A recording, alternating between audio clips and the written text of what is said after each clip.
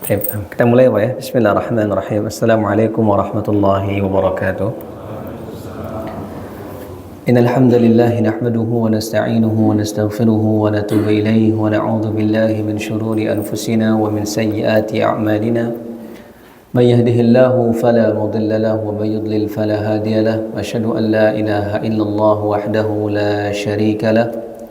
وأشهد أن محمدا عبده ورسوله لا نبي بعده اللهم إنا نسألك علما نافعا ورزقا طيبا وعملا متقبلا اللهم صل وسلم وبارك على نبينا محمد وعلى آله وأصحابه ومن تبعهم بإحسان إلى يوم الدين أما بعد. Ma'asyiral muslimin, para jamaah sekalian rahimani wa rahimakumullah. Alhamdulillah, tentu kita bersyukur kepada Allah Subhanahu wa taala atas nikmat yang Allah Subhanahu wa taala berikan sampai pada hari ini. Dengan nikmat tersebut alhamdulillah kita dapat kembali bertemu untuk melanjutkan pembahasan kita dari sifat-sifat orang yang Allah Subhanahu wa taala cintai. Juga salawat dan salam tidak lupa kita ucapkan untuk Nabi kita yang mulia, Nabi Muhammad sallallahu alaihi wasallam, juga untuk para keluarganya, segenap para sahabatnya, juga para pengikutnya hingga hari akhir nanti. Ma'asyiral muslimin rahimani wa rahimakumullah, para jamaah sekalian yang semoga dirahmati Allah Subhanahu wa taala. Alhamdulillah, pada pertemuan yang lalu kita telah membahas satu sifat yang Allah Subhanahu wa taala cintai, yaitu adalah al-muqsit, ya Pak ya. Kemarin adalah al-muqsit, yaitu orang-orang yang adil. Bahwa Allah Subhanahu wa taala mencintai orang-orang yang adil.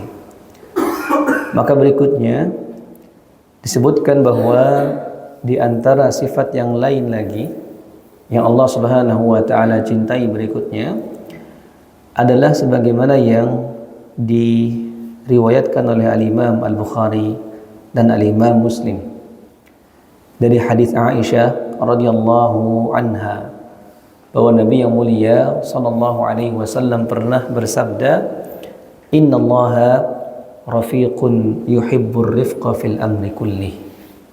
Nah, ini pembahasan kita Pak ya, bahwa kata Nabi sallallahu alaihi wasallam, innallaha rafiq, sesungguhnya Allah itu maha lembut, maha lembut. Yuhibbur rifqa fil amri kulli, dan Allah Subhanahu wa taala mencintai kelemah lembutan dalam segala sesuatu. Maka ini diantara sifat yang dicintai oleh Allah Subhanahu wa taala. Jadi kalau seseorang kemudian menghiasi dirinya dengan ar-rifq atau kelemah lembutan, maka orang ini telah memiliki sifat yang Allah Subhanahu wa taala cintai. Karena tadi Pak ya, Allah itu Rafiq. Allah Subhanahu wa taala bahkan di antara namanya adalah Ar-Rafiq, yang maha lemah lembut. Maka Allah juga mencintai kelemah lembutan. Dan ini ma'asyiral muslimin rahimani wa rahimakumullah, para jamaah sekalian, tentu sesuai dengan tujuan diutusnya seorang rasul atau tujuan diutusnya Rasulullah sallallahu alaihi wasallam. Kita semua barangkali telah mengetahui Pak ya, bahwa di antara tujuan Nabi itu diutus, di antaranya untuk apa Pak? Untuk menyempurnakan akhlak yang mulia. Insyaallah semua kaum muslimin pernah dengar hadis ini. Nabi sallallahu alaihi wasallam mengatakan, innama bu'itsu liutammima makarimal akhlak, bahwasanya aku ini diutus, kata Nabi sallallahu alaihi wasallam, di antara tujuannya adalah untuk menyempurnakan akhlak-akhlak yang mulia. Maka tentunya di antara akhlak yang mulia tersebut yang diajarkan oleh Nabi sallallahu alaihi wasallam kepada umatnya adalah akhlak ini, akhlak lemah lembut atau ar-rifq, kelemah lembutan. Ini di antara akhlak yang sangat ditekankan dalam Islam, diajarkan oleh Rasulullah sallallahu alaihi wasallam. Sesuai tadi Pak, sesuai dengan tujuan diutusnya Rasulullah sallallahu alaihi wasallam. bahwa Nabi itu memang diutus untuk menyempurnakan akhlak-akhlak yang mulia. Di antaranya ini, kelemah lembutan. Bahkan dikatakan di sini, Pak ya, bahwa kelemah lembutan itu dikatakan anna isti'mal ar-rifqi fil umur yuaddi ila ahsanin nata'ij wa atyabil awaqib wa yubarikullahu fi hadha suluk wa yanfa'u bih. Dikatakan bahwasannya orang kalau dia sudah menghiasi dirinya dengan akhlak yang mulia yang satu ini, yaitu kelemah lembutan, dia menghadapi sesuatu dengan kelemah lembutan, dia praktekkan kelemah lembutan ini, maka dia pasti akan, atau perbuatan itu pasti akan menghasilkan hasil yang baik atau hasil yang positif. Dikatakan ahsanin nata'ij. Di orang yang menghadapi sesuatu dengan kelemah lembutan, mempraktekkan kelemah lembutan dalam kesehariannya, maka pasti perbuatan dia itu akan menimbulkan hal-hal yang baik atau melahirkan efek-efek yang positif. Dan Allah Subhanahu wa taala berkahi aktivitas dia ketika tadi, Pak ya, dia menghiasi dirinya dengan apa? Kelemah lembutan. Bahkan sebaliknya dikatakan, kalau seandainya orang itu menghiasi dirinya dengan sifat yang keras, sifat yang mungkin suka mencaci maki bahkan, maka tentu dia akan menghadapi atau perbuatan tersebut akan melahirkan efek-efek yang buruk, hal-hal yang negatif. Dia tidak akan mendatangkan kebaikan sama sekali. Nah, ini yang perlu diperhatikan, Pak ya, oleh kebanyakan kaum muslimin. Yaitu apa? Bahwa kalau orang menghiasi dirinya dengan kelemah lembutan dalam setiap perbuatannya, maka perbuatan tersebut akan melahirkan hasil-hasil yang baik. Perbuatan tersebut akan melahirkan hasil-hasil yang positif dan keberkahan dari Allah Subhanahu wa taala. Dan sebaliknya, kalau seandainya kita berlaku keras, bahkan mungkin tadi mencaci maki, maka pasti yang akan kita dapatkan adalah hasil-hasil yang buruk. Kita akan mendapatkan hasil-hasil yang negatif, tidak akan mendapatkan kebaikan sama sekali. Maka dalam sebuah hadis, di sini ada hadis riwayat Imam Muslim, Nabi SAW pernah mengatakan, man yuhram ar-rifqa yuhram al-khaira kullah. Di hadis yang lain, Nabi SAW mengatakan dalam hadis Muslim tadi, bahwa barang siapa yang yuhram ar-rifqa, barang siapa yang diharamkan dari sifat lemah lembut ini, artinya dia tidak menghiasi dirinya dengan kelemah lembutan. Man yuhram ar-rifqa, barang siapa yang diharamkan dari sifat ini, dia tidak menghiasi dirinya dengan kelemah lembutan, yuhram al-khaira kullah, maka dia akan diharamkan dari semua kebaikan, kata Nabi SAW. Jadi dia bicara Nabi, Pak ya, bahwa Nabi katakan orang yang tidak lemah lembut, dia tidak akan mendapatkan kebaikan.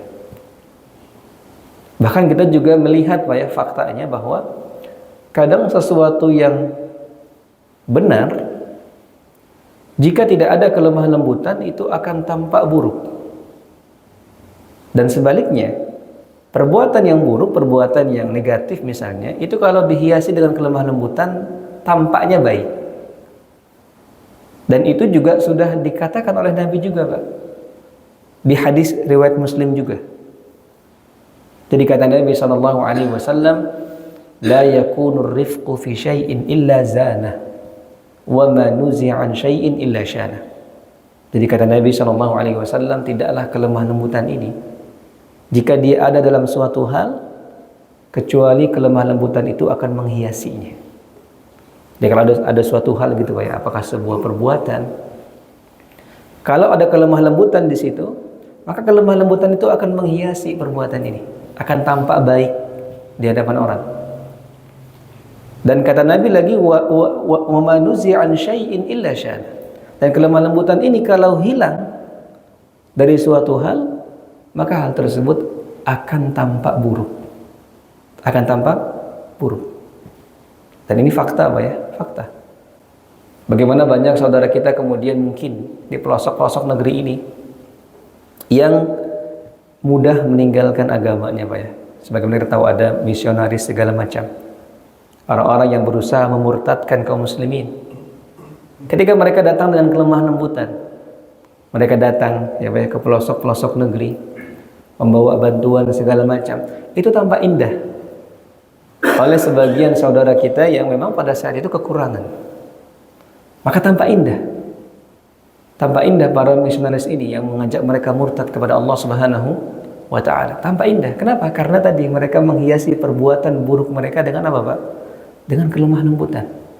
Itu fakta. Dan sebaliknya, bagaimana kita dapati juga orang-orang yang mengajak kebaikan ketika tidak lembut caranya. Kemudian apa? Banyak kemudian orang malah menjauh. Maka ini Pak ya, Nabi katakan la an inna rifqa la yakunu fi syai'in illa zana wa ma nuzi'a an syai'in illa syana. Itu Nabi katakan bahwa kelemah lembutan ini tidaklah dia ada dalam satu hal kecuali hal tersebut akan tambah indah, dihiasi oleh kelemah lembutan itu. Dan tidaklah dia hilang dari satu hal kecuali hal tersebut tampak buruk. Makanya kenapa agama Islam ini gitu Pak ya, bisa menyebar dengan begitu luas, karena Nabi kita yang mulia, Nabi Muhammad SAW adalah pribadi yang lemah lembut. Pribadi yang lemah lembut. Sebagaimana yang Allah Subhanahu wa taala juga katakan dalam surat Ali Imran, Pak. Kata Allah Subhanahu wa taala, "Fa bima rahmatin minallahi lintalahum." Dan karena rahmat Allah Subhanahu wa taala, wahai Muhammad, engkau bisa bersifat lembut kepada mereka, kepada umatmu, kata Allah Subhanahu wa taala. Walau kunta faddan ghalidhal qalbi lan faddu min hawlik. Kata Allah Subhanahu wa taala, kalaulah seandainya engkau wahai Muhammad memiliki hati yang keras, karakter yang keras, lan faddu min hawlik, maka pasti orang-orang akan lari dari kamu. Itu Allah katakan dalam surat Ali Imran, menggambarkan bagaimana sifat Nabi kita yang mulia, Nabi Muhammad sallallahu alaihi wasallam. Begitulah Nabi. Beliau adalah orang yang lemah lembut. Makanya kemudian Islam tersebar rahmatan lil alamin, sebagai kasih sayang kepada dunia ini. Karena memang Nabi mempraktekkan ini. Jadi Nabi bukan hanya memerintahkan kita untuk bersikap lemah lembut, tapi Nabi SAW juga mempraktekkannya langsung dalam kehidupan sehari-harinya. Makanya kalau kita pengen tanya gitu Pak ya, kalau seandainya kita ingin menghiasi diri kita dengan kelemah lembutan, kemudian kita bertanya siapa role model kita, siapa yang harus kita lihat, siapa parameter orang yang paling lemah lembut, maka jawabannya adalah Rasulullah Sallallahu Alaihi Wasallam. Di mana beliau ini mempraktekkan lemah lembut dalam segala aspek, dalam semua hal, bukan hanya interaksinya dengan keluarga, tapi juga interaksinya kepada umatnya, kepada orang yang salah, kepada orang yang bertanya, bahkan kepada musuh. Itu sifat lemah lembutnya Nabi Pak ya. Jadi beliau bukan hanya mempraktekkan kelemah lembutan ini kepada keluarganya, tapi beliau juga bahkan mempraktekkan kelemah lembutan ini kepada dirinya, kepada umatnya, para sahabatnya, bahkan sampai kepada musuhnya. Maka inilah parameter orang yang harus kita contoh, yaitu Rasulullah Sallallahu Alaihi Wasallam. Nah, kemudian disebutkan di sini Pak ya, di antara contohnya bagaimana kelemah lembutan Nabi Sallallahu Alaihi Wasallam. Yang pertama, bagaimana kelemah lembutan Nabi Sallallahu Alaihi Wasallam kepada dirinya dan kepada umatnya. Yaitu apa? Dalam hadis muttafaqun alaih, dalam hadis riwayat Bukhari Muslim dari Aisyah radhiyallahu anha, dikatakan bahwa ma khuyyira Rasulullah sallallahu alaihi wasallam bain amrayni qattun illa ikhtara aysarahuma ma lam yakun ithman fa in kana ithman kana ab'ada an-nas minhu. Jadi kata Aisyah radhiyallahu anha, ma khuyyira Rasulullah sallallahu alaihi wasallam bain amrayn illa ikhtara aysarahuma. Kata Aisyah, tidaklah Rasulullah sallallahu alaihi wasallam diberikan dua pilihan oleh Allah Subhanahu wa taala. Kecuali illa ikhtaru aisarahuma, kecuali Nabi itu akan mengambil yang paling mudah, yang paling ringan. Malam yakun ithman, selama hal itu bukan dosa. Selama hal itu bukan dosa. Fa in kana ithman kana ab'adan nas minhu, kana ab'adan nas minhu. Tapi kalau seandainya hal yang ringan itu adalah dosa, maka Nabi tentu tidak akan pernah melakukan dosa.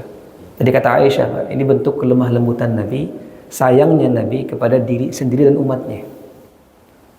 Bahwa tidaklah Nabi itu dihadapkan dengan dua pilihan, misalnya amalan, gitu ya. Yang mana yang satu ini mungkin berat, yang ini lebih ringan.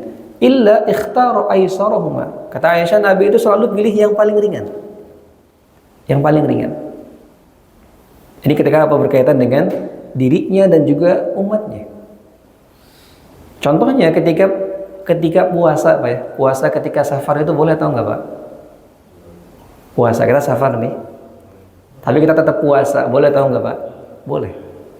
Kalau enggak puasa boleh enggak, Pak? Boleh, ada dua pilihan kan. Kita boleh berbuka, boleh tidak. Tapi Nabi itu seringnya ketika safar berbuka beliau. Karena itu lebih ringan buat beliau. Lebih ringan untuk para sahabatnya. Ketika beliau berhaji, ketika berumrah di bulan Ramadan, beliau nggak puasa. Nabi tidak puasa, memilih yang lebih ringan. Bukan karena Nabi tidak sanggup berpuasa, enggak. Nabi sanggup berpuasa ketika safar. Tapi Nabi memilih yang lebih ringan. Kelemah lembutan Nabi kepada sahabat, kepada orang-orang yang ikut bersama dia. Ini yang dipraktekkan oleh Nabi SAW. Belum lagi ketika sholat, Pak ya.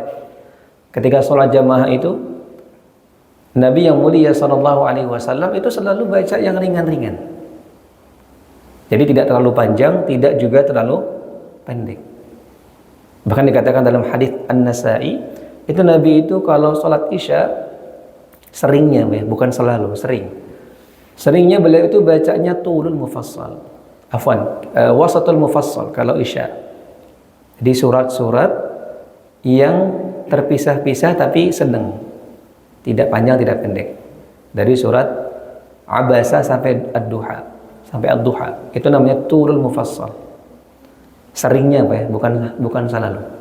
Jadi kalau sholat isya, Nabi itu kalau imam itu bacanya sukanya tulul mufassal, surat-surat antara Abasa sampai Ad-Duha. Itu kalau isya. Kalau maghrib, balik kita dulu. Kalau maghrib ya, maghrib itu Nabi bacanya qisarul mufassal. Lebih pendek lagi, yaitu Ad-Duha sampai An-Nas. Itu kalau maghrib. Jadi Ad-Duha sampai, karena waktunya memang lebih singkat. Jadi Ad-Duha sampai An-Nas, antara itu surat-suratnya. Itu seringnya, Pak ya, bukan selalu tadi. Artinya bukan nggak boleh orang baca Al-Baqarah, boleh. Dan kalau subuh, Nabi itu seringnya membaca tulul mufassal. Itu dari surat Qaf sampai Abasa. Itu istilah, Pak ya, istilah dalam Al-Quran. Jadi ada namanya tulul mufassal, Qaf sampai Abasa. Surat Qaf sampai surat Abasa. Ini Nabi sering baca ketika subuh. Ketika isya, maka dari Abasa sampai Ad-Duha. Itu namanya wasatul mufassal. Sedang dia, Pak. Dia tidak terlalu panjang, tidak juga terlalu pendek. Dan kalau maghrib yang pendek-pendek dari Ad-Duha sampai An-Nas. Bukan berarti Nabi tidak hafal Al-Baqarah, Pak ya, bukan. Bukan berarti Nabi itu tidak hafal surat-surat yang lain, enggak. Tapi Nabi memilih itu agar apa? Agar tidak memberatkan jamaahnya di belakang. Itu Nabi SAW. Beliau lemah lembut orangnya. Kalau seandainya ditanya apakah Nabi nggak bisa baca Al-Baqarah, bisa. Bahkan Nabi kalau sholat malam berapa, Pak, surat yang dibaca, Pak? 3 kalau sholat malam. Nabi itu sendiri sholat malam 3 bacaannya dalam satu rakaat. Al-Baqarah, An-Nisa, Ali Imran. Satu rakaat, Pak ya. Jadi bukan Nabi itu membaca surat-surat pendek pada saat berjamaah, bukan karena Nabi tidak hafal surat yang lain. Kan beda dengan kita, Pak ya. Kalau jadi imam mungkin bacanya kulhu terus. Kenapa? Ya karena memang cuma ini hafalnya, gitu, Pak ya. Kan kira-kira seperti itu kadang. Maka ini bukan itu yang Nabi maksudkan. Jadi Nabi itu kenapa membacanya pendek-pendek? Karena beliau lemah lembut. Beliau nggak mau memberatkan siapa? Jemaahnya. Tapi ini bukan selalu Pak ya. Nabi kadang baca surat yang panjang. Bahkan ketika maghrib, Nabi itu pernah baca surat At-Tur. At-Tur. Ini bukan selalu, hanya seringnya. Tapi ada momen-momen yang memang Nabi kadang panjang. Bahkan kalau subuh, bahkan dikatakan dalam hadis yang lain, Nabi itu sholatnya itu bacanya sampai 100 ayat. Kalau sholat subuh berjamaah, 100 ayat. Maka ini bukti dari apa yang disampaikan oleh Aisyah ini Pak ya. Jadi kata Aisyah, ma khuyyira Rasulullah sallallahu alaihi wasallam bainal amrayni illa ikhtara aisarahuma ma lam yakun itsman. Bahwa Nabi itu tidaklah dihadapkan dengan dua pilihan kecuali Nabi akan pilih yang lebih ringan untuk umatnya.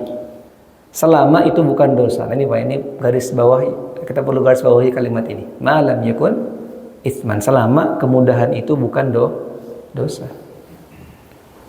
Kalau seandainya dihadapkan dengan dua pilihan, satu sholat subuh harus bangun jam 4 gitu ya. Yang satu tidur aja, kira-kira yang lebih ringan mana Pak? Tidur aja Pak ya, nggak usah sholat. Tapi karena ini dosa, kita nggak boleh pilih ini, kita harus berusaha yang ini gitu Pak ya. Itu maksudnya kata Aisyah. Jadi kalau bukan dosa, Nabi akan pilih yang lebih ringan, yang lebih enak, yang lebih mudah. Tapi apa? Kalau seandainya dosa, maka nggak bakal dipilih. Jadi ini maksud dari hadis Aisyah. Jadi tidaklah Nabi itu dihadapkan dengan dua pilihan, kecuali beliau akan pilih yang lebih ringan, selama itu bukan dosa. Bahkan ada terusannya di sini Pak ya, ada terusannya. Kata Aisyah dalam hadisnya, fama yantaqimu li nafsihi syai'an yu'ta ilaihi qattun. Bahkan Nabi SAW tidak pernah marah. Nabi itu nggak pernah marah atas kesalahan yang menimpa kepada dirinya saja. Ada kesalahan yang menyangkut dirinya, itu Nabi nggak pernah marah, dimaafkan. Kalau ada orang buat salah, di mana kesalahan itu menyangkut pribadi Rasulullah, Nabi maafkan. Hatta tuntahaku hurumatullah fayantaqimu lillah, kecuali kalau kesalahan orang itu membuat atau melanggar keharaman Allah, maka Rasul akan marah karena Allah. Jadi maksudnya kata Aisyah, kalau ada orang berbuat salah, di mana kesalahan itu misalnya yang pertama berkaitan dengan diri Rasulullah Sallallahu Alaihi Wasallam, maka Nabi maafkan. Selama itu apa? Bukan perbuatan dosa, tidak melanggar keharaman yang Allah haramkan. Tapi kalau seandainya sebuah kesalahan itu melanggar keharaman, melanggar batasan-batasan Allah Subhanahu wa taala, maka Nabi marah. Marahnya karena Allah Subhanahu wa taala. Makanya Nabi itu dulu pernah ditarik Pak ya, selendangnya oleh orang Arab Badui. Nabi SAW itu pernah pakai selendang, diikatkan di leher beliau. Tiba-tiba kemudian fajadzabahu Arabi jadzbatan syadidah. Itu Anas cerita, yang menceritakan Anas bin Malik. Jadi suatu hari Rasul itu pernah pakai selendang, kemudian ditarik dari belakang oleh orang Arab Badui, selendangnya tarik kencang-kencang. Bahkan kata Anas sampai terlihat bekas merah di leher Rasulullah Sallallahu Alaihi Wasallam karena tarikan yang keras itu dari orang Arab Badui. Arab Badui itu orang pelosok Pak ya. Dan memang pada saat itu orang-orang Arab Badui itu lebih kasar biasanya, tabiatnya. Tidak tahu sopan santun. Maka dia tarik selendang Nabi dari belakang, sampai Nabi bahkan melihat ke belakang. Karena tertarik gitu, Nabi terputar menghadap orang ini. Dan terlihat, kata Anas bin Malik, bekas merah di leher Nabi. Kemudian apa kata orang Arab Badui ini Pak? Orang ini mengatakan, murli min malillahi alladhi indak. Wahai Rasulullah, saya minta harta. Saya minta harta yang kamu miliki. Maka apa kata Anas Pak? Fadhahikan Nabi. Maka Nabi tertawa dan Nabi kasih orang itu dengan pemberian. Bayangkan Pak, dari tarik ya Pak, Kalau kita jadi orang itu Pak, kita ditarik baju kita mungkin seperti ini. Terus minta uang, kita kasih nggak Pak? Nah kita kasih Pak ya. Yang kita kasih mungkin pukulan daripada uang gitu Pak ya. Karena dia narik gitu. Tapi itulah kelemah lembutan Nabi Sallallahu. Karena itu adalah apa? Karena itu adalah berkaitan dengan dirinya Pak ya, Sallallahu Alaihi Wasallam. Ketika ditarik, sekeras apapun itu Nabi tahu, karena ini orang Arab Baduy, orang nggak ngerti Pak ya. Maka Nabi tertawa, Nabi kasih. Ini bukti apa? Kelemah lembutan Nabi kepada dirinya dan kepada umatnya. Ini yang pertama Pak ya, contoh dari kelemah lembutan Nabi Sallallahu Alaihi Wasallam. Dan yang kedua, juga disebutkan di sini contoh kelemah lembutan Nabi dengan keluarga. Nah, ini Pak, dengan keluarganya, dengan istrinya, dengan anak-anaknya. Dikatakan oleh Aisyah juga dalam hadis riwayat Muslim. Kata Aisyah radhiyallahu anha, "Ma daraba Rasulullah sallallahu alaihi wasallam syai'an qattun bi yadihi wala imra'atan wala khadiman illa an yujahida fi sabilillah." Kata Aisyah radhiyallahu anha, "Ma daraba Rasulullah sallallahu alaihi wasallam syai'an bi yadihi qatt." Nabi itu enggak pernah memukul sesuatu dengan tangannya sama sekali. Itu kata Aisyah, pengakuan dari istri beliau langsung. Aisyah radhiyallahu anha, bahwa Nabi tidak pernah sama sekali qattun. Dalam masalah qattun itu sama sekali enggak pernah. Jadi ma daraba Rasulullah sallallahu alaihi wasallam syai'an bi yadihi qattun, tidak pernah. Nabi memukul sesuatu dengan tangannya sama sekali enggak pernah. Wala imra'atan, tidak juga istrinya, wala khadiman, bahkan pembantunya tidak pernah dipukul. Wala khadiman. Illa ayyujahida fi sabilillah, kecuali ketika dalam peperangan. Kalau namanya perang pasti harus mukul, Pak ya. Jadi Nabi itu nggak pernah mukul orang. Nggak pernah mukul. Tidak pernah mukul orang lain, istrinya bahkan pembantunya. Nggak pernah dipukul oleh Rasulullah sallallahu alaihi wasallam, kecuali kalau dalam jihad tentu harus mukul orang Pak ya, harus mengayunkan pedang. Dan inilah sifat Rasulullah sallallahu alaihi wasallam.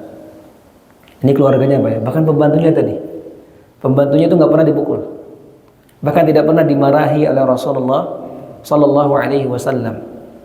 Dan bukan hanya Aisyah yang cerita Pak, tapi ada juga testimoni dari pembantunya itu sendiri. Itu siapa Pak pembantu Rasulullah? Anas bin Malik.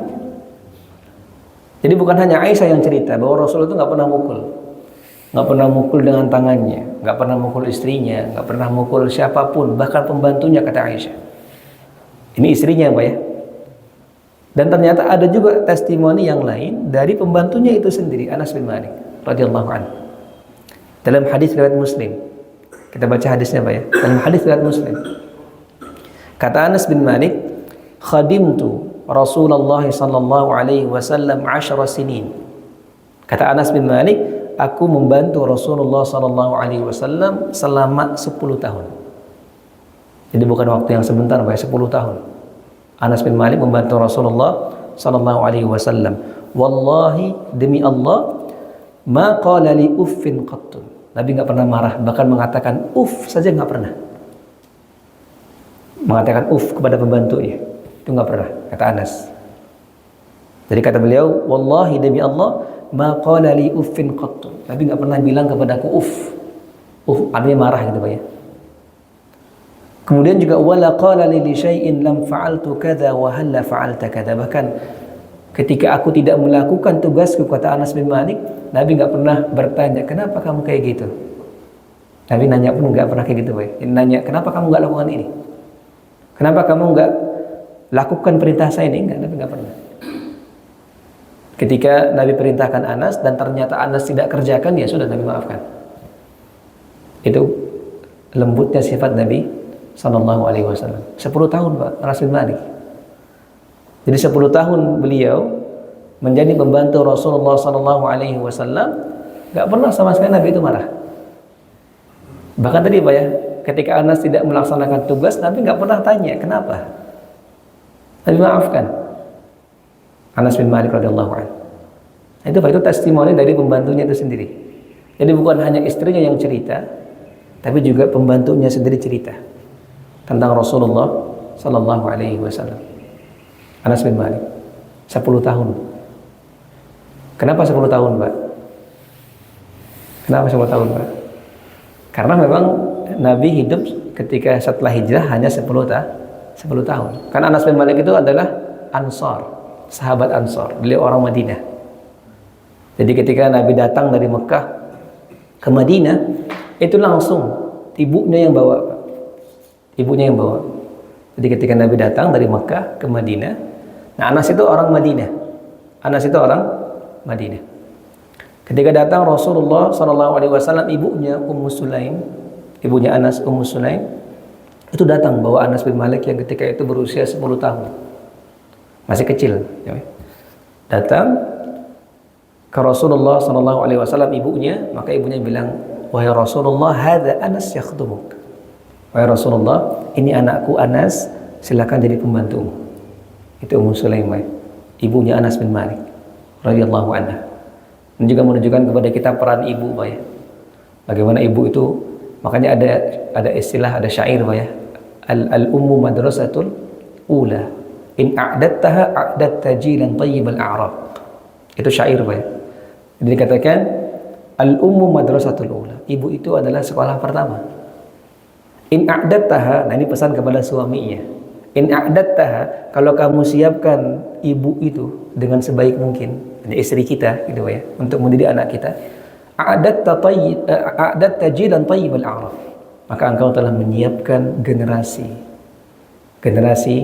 yang terpuji, generasi yang merupakan generasi emas. Tadi ibu, Pak, itu peran ibu. Makanya di antara contoh bagaimana peran ibu mendidik anaknya dan lahir menjadi anak yang soleh, seorang ulama yang besar adalah Ummu Sulaim ini. Ummu Sulaim radhiyallahu anha. Jadi dia ketika Nabi datang langsung dibawa anaknya 10 tahun, Pak, langsung diserahkan kepada Rasulullah sallallahu alaihi wasallam menjadi pembantu Rasulullah sallallahu alaihi wasallam. Kenapa jadi pembantu, Pak? Karena memang dia tahu bahwa ketika Anas membantu Rasulullah pasti akan banyak interaksinya dengan Rasulullah sallallahu alaihi wasallam, akan banyak ilmu yang didapatkan oleh Anas bin Malik. Jadi istilahnya kalau zaman kita sekarang dipondokin gitu ya. Boarding school, diantarkan oleh ibunya. Maka diantarkan biar apa? Biar dia belajar dari Rasulullah sallallahu alaihi wasallam. Dan itu 10 tahun. Dari SD, berarti dari SD. Diantarkan oleh Ummu Sulaim. Dan lahirlah Anas bin Malik menjadi orang di antara sahabat yang banyak riwayatnya dalam hadis. Jadi kalau kita urutkan para sahabat yang paling banyak meriwayatkan hadis, di 7 besar gitu, Pak ya. 7 besar itu ada Anas bin Malik. Di urutan keberapa, Pak? Ada yang tahu tidak, Pak? Urutan sahabat yang banyak meriwayatkan hadis. Ada, Pak ya? Jadi ada 7, Pak ya. Ada 7 sahabat yang riwayat hadisnya itu lebih daripada 1000. Ada 7. Yang lain itu kurang dari 1000. Jadi para sahabat itu kan banyak, Pak ya. Bahkan para sahabat itu ada seratusan ribu pada zaman Nabi. Tapi yang meriwayatkan hadis sampai 1000 itu hanya 7. Nah, itu diurutkan. Yang pertama itu Abu Hurairah. Terus sampai 5000, Pak, Abu Hurairah. Itu ada syairnya. Dikatakan al-mukthiruna fi riwayatil akhbar min as-sahabatil kiramil abrar. Yang pertama adalah Abu Hurairah yalihi Ibnu Umar. Yang pertama Abu Hurairah, yalihi setelahnya Ibnu Umar, yaitu Abdullah bin Umar nomor 2. Kemudian dalam syairnya dikatakan fa Anasun fa zaujatul hadil abar. Yang ketiga siapa? Anas bin Malik. Nomor 3 dia. Yang keempat fa zaujatul hadil abar, istrinya Rasulullah, yaitu siapa? Aisyah. Itu 4, Pak ya. Jadi 4. Jadi Abu Hurairah, Ibnu Umar, Anas, kemudian Aisyah radhiyallahu anha. Kemudian Ibnu Abbas, yang kelima yalihi Jabir, setelahnya Jabir bin Abdullah. Kemudian tsummal Khudri fa huwal akhir.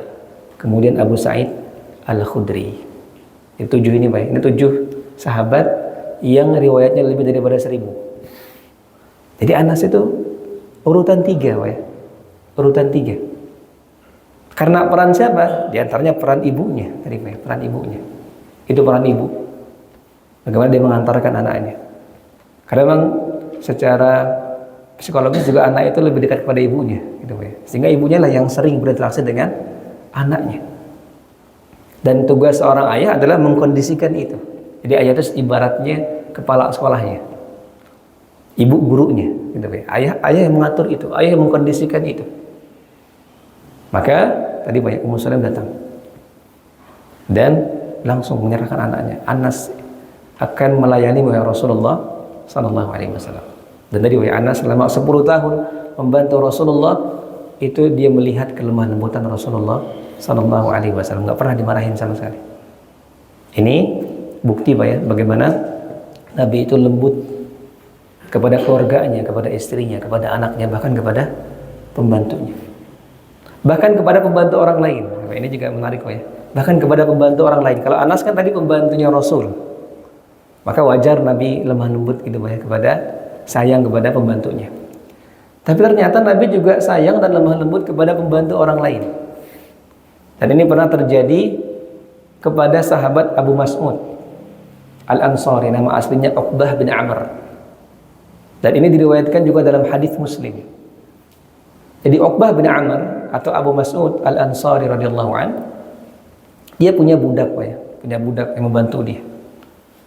Suatu hari budaknya ini melakukan kesalahan. Budaknya Abu Mas'ud ini melakukan kesalahan. Mungkin kesalahan yang cukup berat Pak ya. Sehingga Abu Mas'ud kemudian mau ngambil pecut.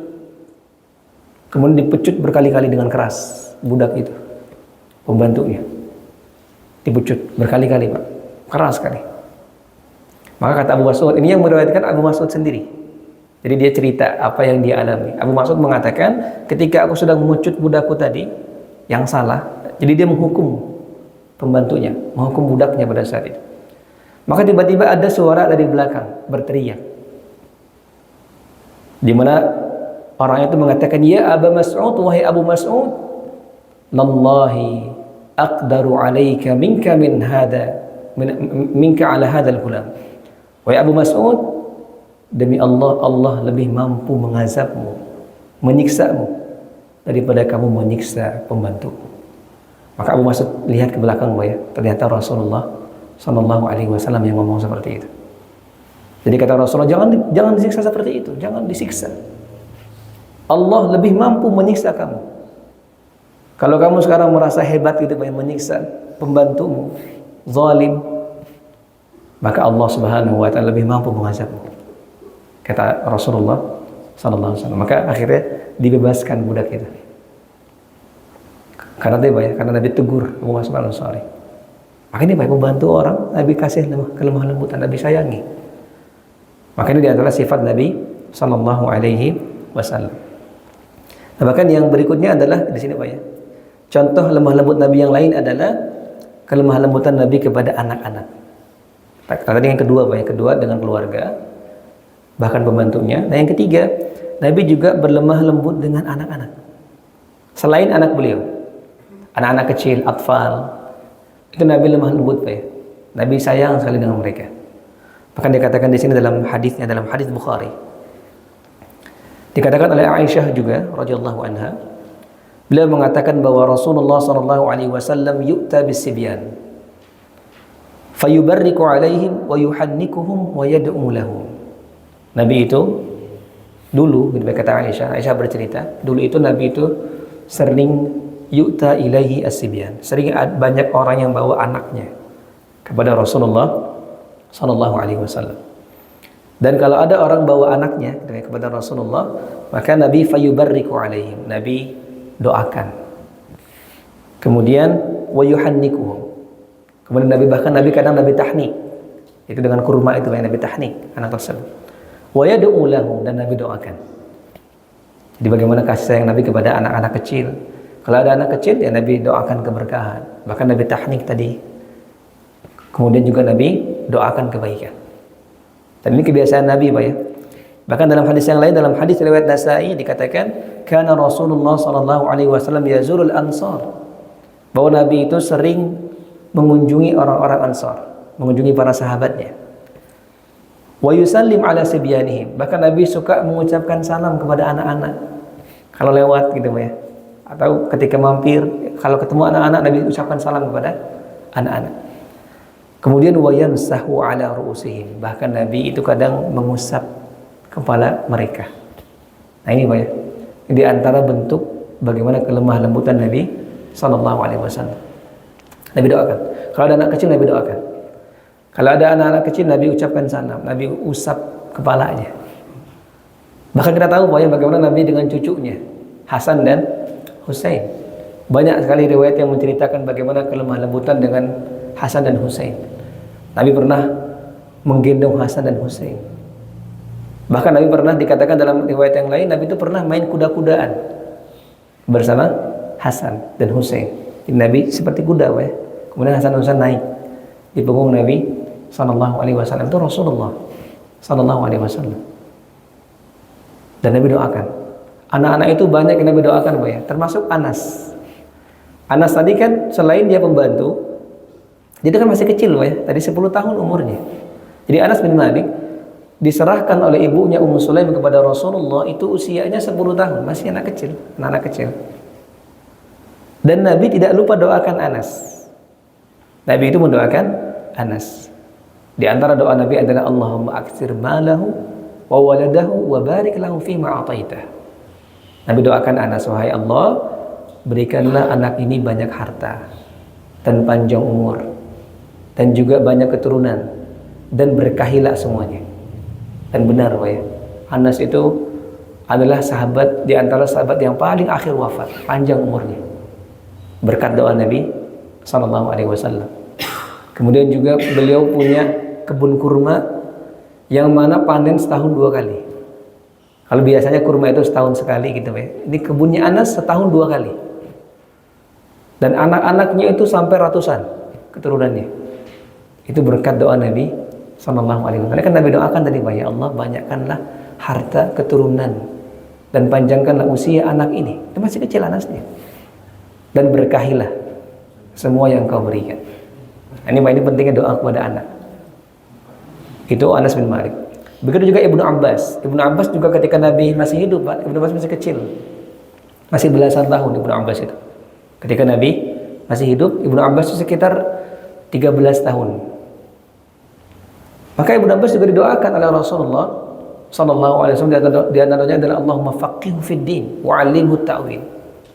Ya Allah, jadikanlah anak ini faqih, paham tentang agama, wa 'allimhu ta'wil, dan ajarkanlah dia tafsir Al-Qur'an. Dan benar Pak, Ibnu Abbas tumbuh menjadi salah seorang sahabat yang ahli tafsir. Kalau kita lihat tafsir yang ada, itu banyak meriwayatkan dari Ibnu Abbas.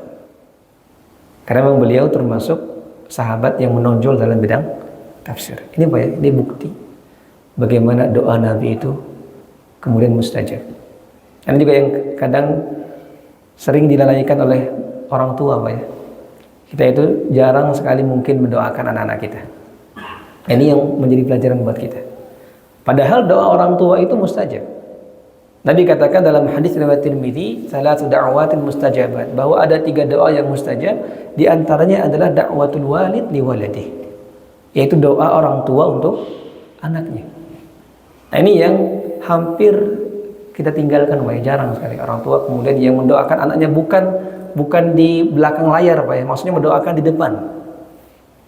Karena Nabi itu mendoakan anak-anak itu di depan mereka, bukan di belakang.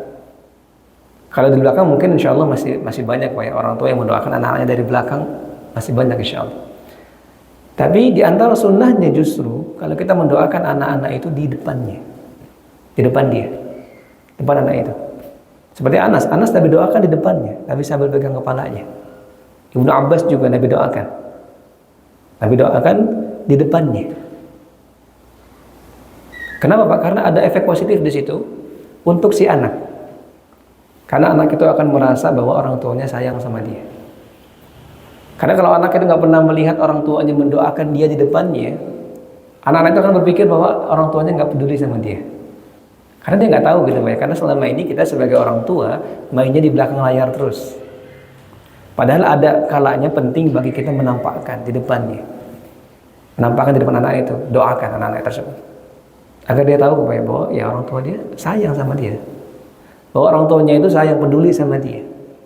Dan itu membekas kepada hati Anas bin Malik dan Ibnu Abbas pada saat itu. Karena dia lihat sendiri langsung Nabi mendoakan dia.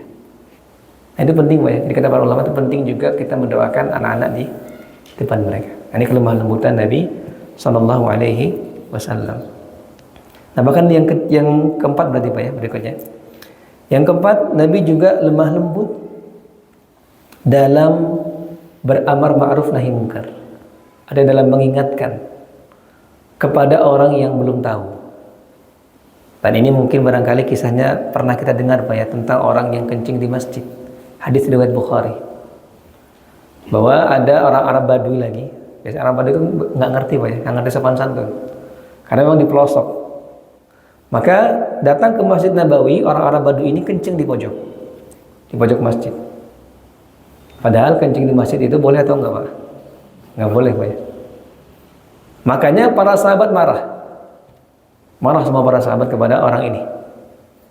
Tapi tidak dengan Rasulullah Sallallahu Alaihi Wasallam. Nabi katakan, da'u, wahai para sahabat sudah, jangan marahin, biarin. Selesaikan dulu kencingnya. Setelah selesai kencingnya, Nabi perintahkan para sahabat ambil ember, siram kencing dia, kemudian Nabi panggil orang tersebut. Orang itu kan buat salah Pak ya, orang itu telah mengencingi masjid, itu kesalahan yang luar biasa itu. Maka Nabi panggil, karena Nabi tahu orang ini pasti belum ngerti. Orang ini mungkin barangkali belum mendengar larangan untuk kencing di masjid. Nabi panggil, dan Nabi sampaikan, Nabi ingatkan dengan lemah lembut. Nabi katakan, inna hadal masjid la yasluhu li syai'in mithlu hadha. Wahai fulan, masjid itu enggak pantas untuk dikencingi. Tapi dia untuk apa? Innamah hiya lis-shalah. Tapi masjid untuk salat. Wa dzikrillah, untuk berzikir kepada Allah, wa qiraatil Qur'an, dan membaca Quran. Lihat Pak ya, bagaimana Nabi itu apa? Menegurnya, tidak menyalahkan. Tapi dengan uslub yang lain, dengan frasa yang lain, dengan kalimat yang lain yang mungkin lebih diterima oleh dia. Maka Nabi katakan, Nabi ingatkan kepada orang ini bahwa masjid itu enggak pantas dikencingi. Masjid ini untuk sholat, untuk zikir, untuk baca Quran. Maka orang ini bilang apa? Allahumma arhamni wa Muhammadan wa la tarham ma'ana ahadan. Kata orang-orang Badui ini, wahai Allah, rahmatilah aku dan Muhammad, dan jangan rahmati orang-orang yang marah tadi. Jadi dia marah sama sahabat tadi Pak ya. Karena tadi dimarahin sama sahabat tadi. Jadi orang Arab itu mengatakan, ya Allah, rahmatilah aku dan Muhammad, dan jangan rahmati orang-orang yang marah tadi. Tapi Nabi jawab apa? Laqad hajarta wasi'an. Jangan kayak gitu. Kamu menyempitkan rahmat Allah berarti. Itu kata Nabi Sallallahu Alaihi Wasallam. Makanya Pak ya, karena Nabi tahu nggak ngerti. Orang ini belum ngerti. Sehingga tadi ketika kita mengingatkan orang pun, nah itu ada caranya. Itu, Pak ya. Agar apa? Agar nasihat itu sampai. Karena tadi Pak ya, kadang nasihatnya baik, tapi ketika disampaikan tidak dengan baik, tidak sampai kemudian. Maka ini yang bisa kita praktekkan dari Rasulullah Sallallahu Alaihi Wasallam. Bahkan yang terakhir di sini Pak ya, bagaimana Nabi dengan musuh, kelemahan lembutan Nabi dengan musuh selain Islam, yaitu kepada orang Yahudi. Dan ini juga diceritakan dalam hadis muttafaqun alaih, diceritakan oleh Aisyah radhiyallahu anha, bahwa suatu hari Aisyah pernah berjalan dengan Rasulullah, jalan berdua, suami istri Pak ya. Maka lewatlah segerombolan orang Yahudi, di mana orang Yahudi ini mengatakan kepada Rasulullah, Assalamualaikum ya Muhammad.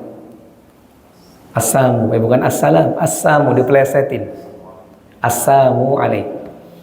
Jadi kematian untuk wahai Muhammad. Jadi kayak ngucapin salam tuh melesetin Pak ya. Karena orang Yahudi memang kayak gitu kebiasaannya gitu ya. Yang mereka pelesetkan salam dengan makna yang menghina Rasulullah.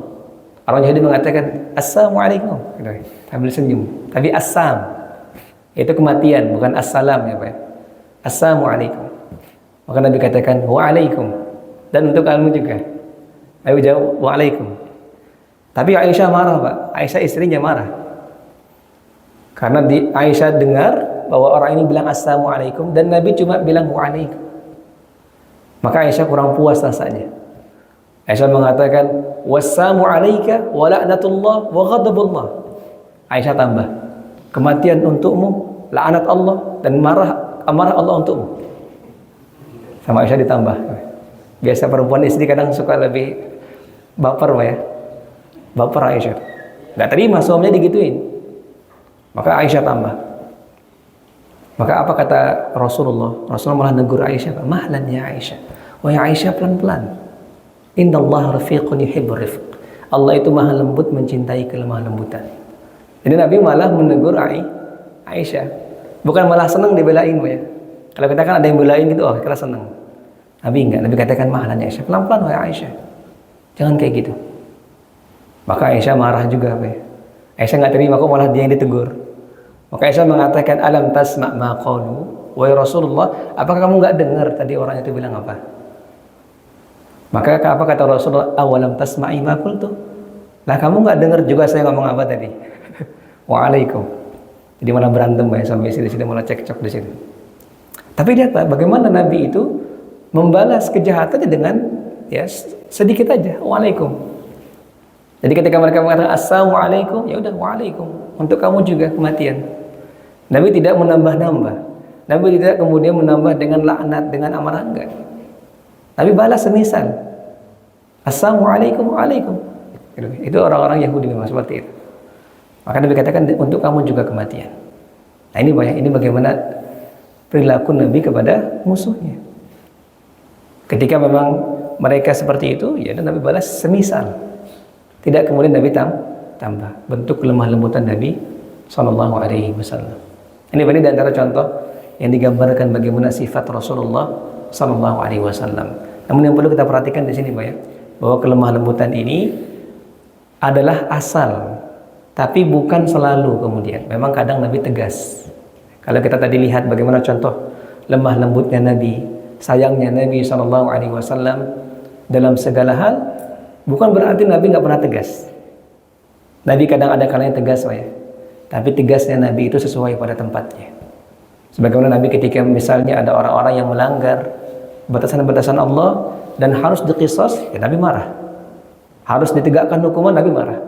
Seperti kemarin Pak ya, pertemuan yang lalu kita pernah bahas ketika ada orang perempuan yang mencuri dari Bani Makhzum. Jadi perempuan dari Bani Makhzum. Bani Makhzum itu adalah kabilah ternama, artinya tokoh Pak ya di Quraisy. Dia mencuri. Maka orang-orang nggak mau motong tangannya karena nasabnya yang mulia. Maka Usamah bin Zaid, salah seorang sahabat, datang kepada Rasulullah untuk negosiasi Pak ya. Rasulullah, ini kan perempuan yang mencuri ini dari Bani Makhzum, kabilah ternama, terpandang di Quraisy. Gimana kalau nggak usah dipotong tangannya? Itu Usamah bin Zaid bilang sama Rasulullah. Gimana kalau nggak usah dipotong tangannya? Coba dikasih hukuman lain lah Rasulullah. Tapi Rasulullah Bapak kemudian marah. Nabi tegas bahkan. Kenapa? Karena ini masalahnya apa? Halal dan haram. Ini masalah syariat. Kalau dalam masalah syariat Nabi tegas. Nabi marah kepada Usamah. Atashfa'una fi haddin min hududillah. Wahai Usamah, berani-beraninya engkau menegosiasi hukum Allah? Nabi marah baik kepada Usamah. Fa wallahi law anna Fatimah laqata'tu yadaha. Demi Allah, kalau pun seandainya Fatimah anakku binti Rasulullah mencuri, saya akan potong tangannya, kata Rasulullah. Ini baik, kadang Nabi itu tegas.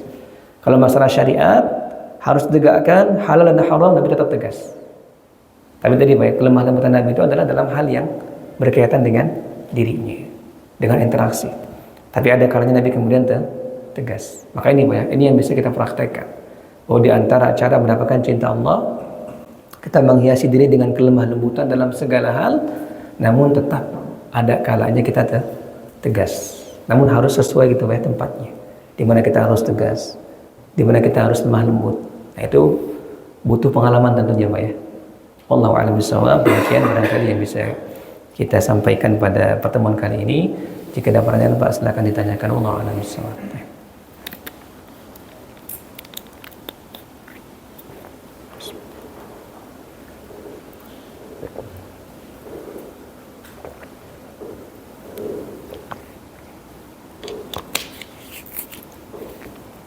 Tapi nggak ada mungkin Pak ya. Silakan Pak, teman-teman. Nah, silakan Pak. Berkaitan dengan kelemah salah satu sahabat Nabi yang keras kan Abu Bakar, Umar bin Khattab. Masih ketika beliau menjadi penguasa kan pasti mempraktekkan apa yang telah dilakukan oleh Rasulullah. Nah, mungkin bisa disebutkan dari Ustaz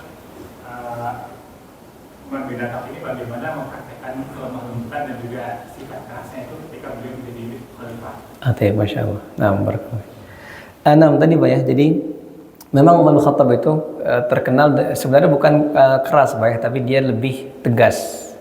Jadi tetap tegasnya Umar bin Khattab radhiyallahu anhu itu adalah berkaitan dengan syariat sebenarnya. Jadi bukan berkaitan dengan dirinya. Jadi kenapa kemudian para sahabat dulu mengenal Umar adalah sosok yang menakutkan, itu karena ketegasannya. Jadi dia itu tegas, pokoknya kalau A, nggak ada korting gitu Pak ya. Tapi itu masih dalam koridor syariatnya. Makanya kalau tidak pernah kemudian Umar itu menzolimi orang lain, itu nggak pernah. Dia tetap ketegasan dia, kekerasan dia itu pada tempatnya. Jadi ini Umar bin Khattab radhiyallahu anhu. Oleh karenanya sisi tegas dia itu kemudian tidak menutup kelemah lembutan dia juga. Jadi sisi tegas dia itu tidak menutup kemudian kelemah lembutan dia. Apa contoh dari kelemah lembutan Umar bin Khattab radhiyallahu anhu? Pertama dari sisi hatinya dulu Pak ya. Bagaimana dia itu Umar bin Khattab radhiyallahu anhu itu dia takut gitu. Artinya dia ketika beribadah kadang kala dia nangis. Kemudian bahkan dia takut dirinya termasuk kepada orang-orang munafik. Ini di antara tanda kelemah lembutan dirinya untuk dirinya sendiri. Itu yang pertama Pak. Jadi dia takut. Makanya kemudian dia beribadah, kadang dia menangis membaca Al-Quran. Bahkan kita tahu Islamnya Umar itu adalah karena dia baca Quran, surat Toha Pak ya. Maka itu tanda lembutnya hati dia. Jadi dia tetap ada lembut hati dia. Dia menerima Al-Quran tersebut. Itu yang pertama. Yang kedua bahkan tadi Pak ya, ketika beliau menjadi khalifah, itu juga ada beberapa momen yang menunjukkan bagaimana kelemah lembutan Umar bin Khattab radhiyallahu anhu. Di antaranya adalah contohnya ketika Umar itu pernah beberapa kali merubah putusan dalam pemerintahan gitu Pak ya. Di antaranya adalah ketika beliau pernah menetapkan batasan mahar. Jadi perempuan tuh maharnya sekian gitu Pak ya. Nggak boleh lebih daripada ini. Itu putusan yang pertama. Tapi kemudian ada yang mengkritik keputusan itu. Salah seorang perempuan mengatakan bahwa engkau tidak boleh membatasi mahar wahai Umar. Kenapa? Karena Allah mengatakan dalam Al-Quran wa ataitum ihdahunna qintaran.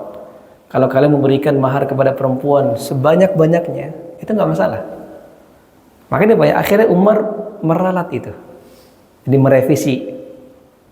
merevisi aturan, dan itu diantara bukti lemah lembutnya Umar. Artinya dia walaupun dia pemimpin, tapi dia mendengar gitu Pak. Dia sayang dengan rakyatnya. Ketika rakyatnya bilang nggak bisa gitu wahai Umar. Nggak mungkin masa engkau batasi mahar padahal Allah membebaskan mahar untuk perempuan. Maka di sini Pak ya, Umar lembut dia. Dia sayang kepada orang. Oh betul, saya yang salah. Umar revisi. Bahkan juga pernah Umar itu merevisi hukum waris. Maksudnya dia pernah mendapati dua kasus yang sama dalam tahun yang berbeda. Di tahun yang pertama itu dia pernah jadi kasusnya ini kalau dalam ilmu waris disebut dengan kasus himariyah.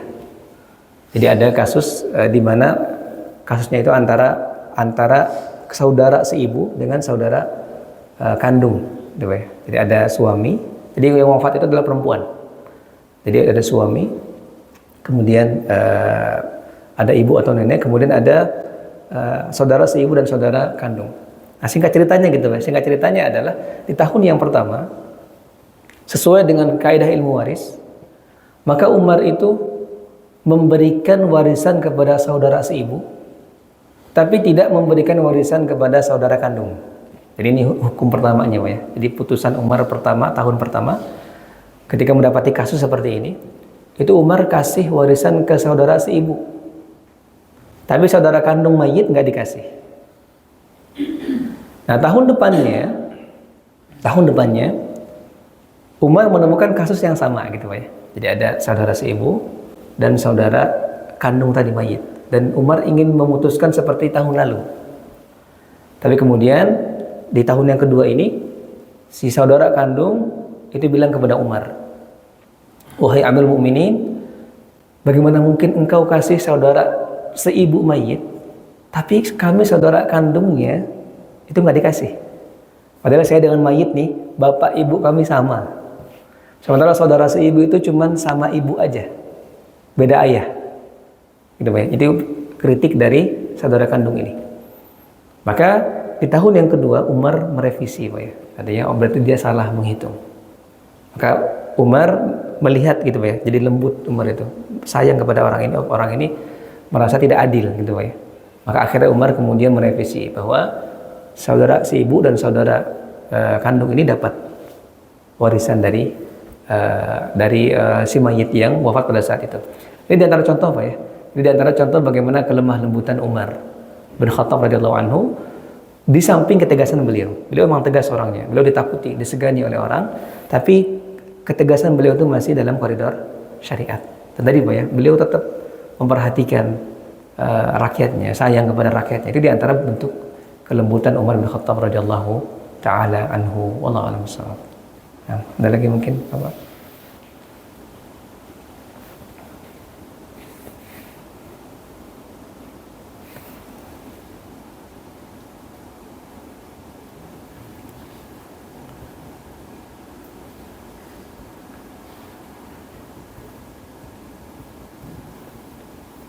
Sudah Pak ya, barangkali. Nah, demikian. Karena sudah ada buburnya Pak ya, Masya Allah. Sudah antri. Demikian barangkali, insya Allah kita akan lanjutkan pada pertemuan berikutnya.